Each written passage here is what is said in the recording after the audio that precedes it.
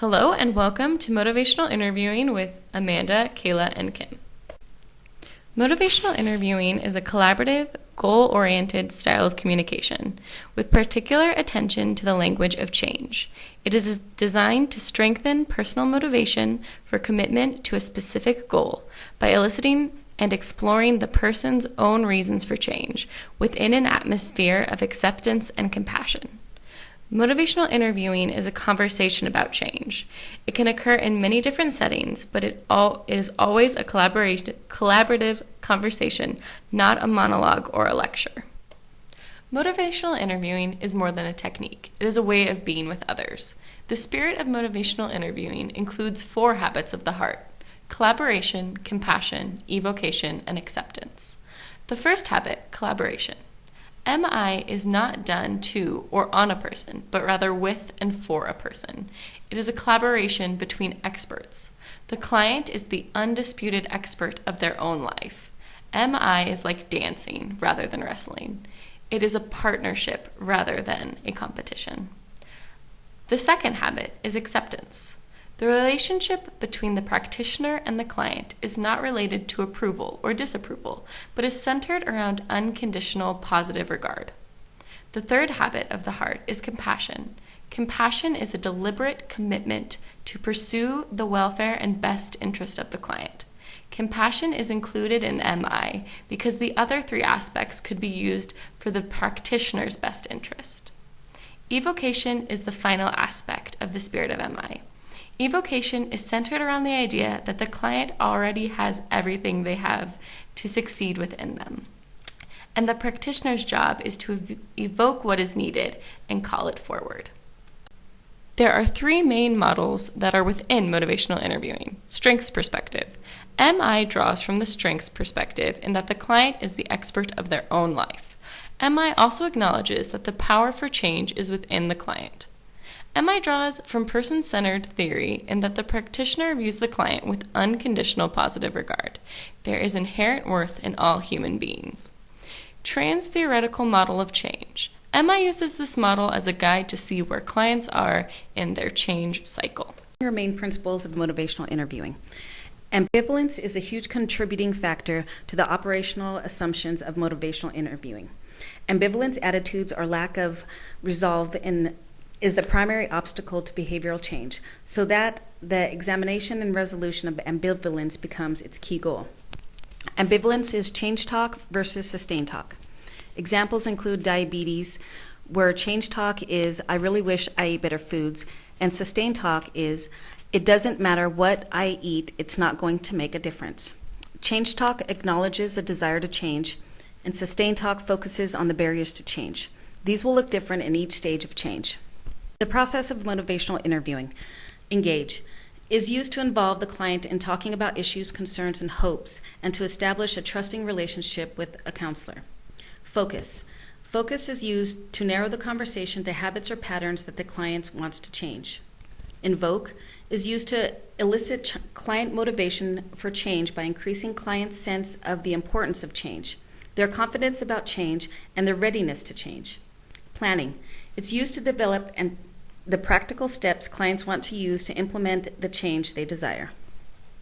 The 5 main principles of motivational interviewing are to develop discrepancy, express empathy, avoid argumentation, roll with discard, formerly resistance, and support self-efficacy.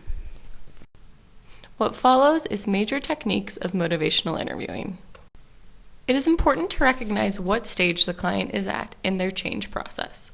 Too often, practitioners get stuck on only empathy. Knowing what stage a client is in helps the practitioner utilize the appropriate skills when working with clients. For example, if a client is attending treatment and accomplishing goals, they are in the action stage, and it is important that the practitioner focuses on relapse prevention to help the client continue in their positive change. As a clinician of motivational interviewing, it's important to try to get your clients to start talking about reasons they want to change. Types of reasons they might want to change and things you might want to listen for are desire statements, things about talking about how they can start to change, which are ability statements, reasons they might want to change, needs that they might need to change, and also how committed they are to being able to make this change. The Importance and Confidence Ruler is a really great tool to use for your clients when you want them to start talking about how important this change is to make for them, and also how confident they feel they can implement this change in their lives. When using this tool, you really want to be really specific and very clear about what the scale means, so specifying what 0 means and what 10 means. And you use it similar as you would if you went to the doctor and you wanted to say how well you're feeling, like on a scale of 1 to 10. Once clients give you a number, it's important, as the example states, to ask why it's a higher number than a lower number. This is important to get clients to start talking about the reasons it's so important to them. When using the confidence scale, it's kind of the opposite, as the example states, in that you want to explore with them what it would take to make them even more confident. So you want to go a number higher. The Decisional Balance Scale is a great tool to use with clients who are on the fence about whether they want to make a change or whether they want to stay the same. It's similar to a pros-cons list in the sense that you start with the cons, or reasons not to change, and those results of not changing, and you move them to the pros, or reasons to change and results of changing. It's important when using this to not just list their answers, but to really have them elaborate why they're listing those answers so you can get a deeper picture of both sides and what they mean to that person. This tool will be demonstrated in the video to follow. As with any client interaction, it's going to be important to use aura skills. The specific skills you want to focus on when doing motivational interviewing are affirmations, reflective listening, and summarizing. Affirmations are important because clients need to recognize what triumphs they have made and to hear it as a way to motivate them to change. Reflective listening is really important because you want to make sure that you're not just repeating what they say, but really getting at the deeper meaning. And summarizing is important to keep track of their change statements and really keep them moving forward. The following are techniques you can use when you encounter clients who hit a resistance point, which is now called discord. The 3 that are really easy and also really important are amplified reflections, which focus on extremes, like this is, you're never going to do this, or it's always been this way. Also double-sided reflections, where you focus on the negative, you clarify that, and then you shift it to a positive statement. So I feel like you were, this wasn't working out so well for you, but you really want to make a change. And the other one is reframing, which we do all the time as social workers, and that is just taking what the client has said and really getting at the deeper meaning of what they're trying to say. These are some main tools used to elicit change talk. Some of the ones that elicit probably the most meaningful change talk are querying extremes, where you focus on the worst or best thing that could happen given a specific behavior or change in action, and also looking back and looking forward. So what happened before that's not working now, and also where would you want to be in like 5 years, things like that. Research literature for motivational interviewing.